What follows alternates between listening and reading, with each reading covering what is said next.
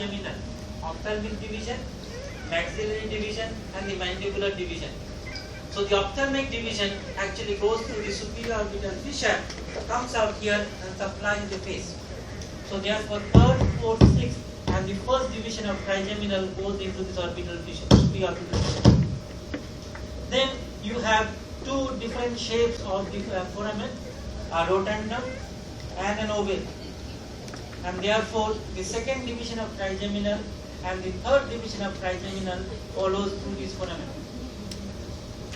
You also have a very small foramen here, foramen spinosum, which is very, very important because it transmits the middle meningeal artery, which supplies the dura mater around here and is very important clinically because you need to identify that artery as well as one of the most important causes of extradural hemorrhage.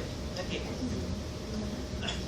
Not belonging to the C, outside that C is an irregular foramen, that is the foramen lacera. That usually in the living is closed by a cartilage, okay, and it does not transmit any structure. Now coming to the posterior cranial fossa, we have the first foramen. This is the internal auditory meatus. Okay. This bone, what is this bone?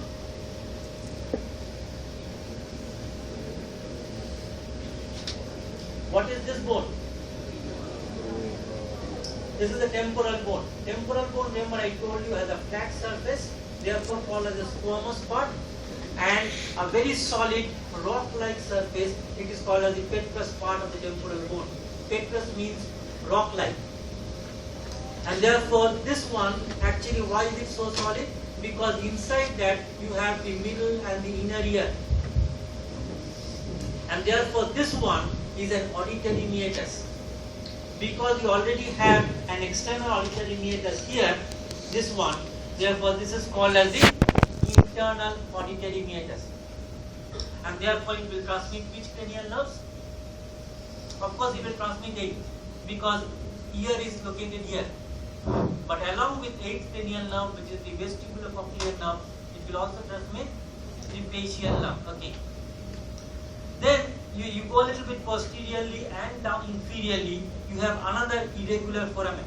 We already had one irregular foramen here, foramen lacerum, but we said we did not transmit any structure, it was covered by cartilage. But this one does. You need to follow the grooves. There are grooves onto the posterior aspect of the skull here. As you can see, there is a straight groove and there is an S-shaped groove. So this one is a transverse groove and therefore it transmits the position for the transverse sinus. And it ends up into an S shape, therefore it is called as a sigmoid sinus.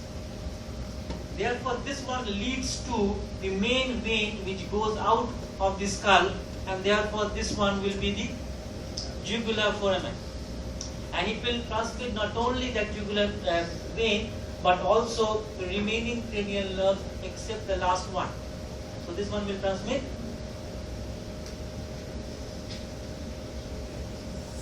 9th, 10th and 11th. Okay. Because the 12th one has its own foramen here, the hypoglossal canal. This one transmits the 12th cranial nerve. And of course the last one is the foramen magnum, and you should be able to locate that. All of you should be able to identify these foramen. Okay.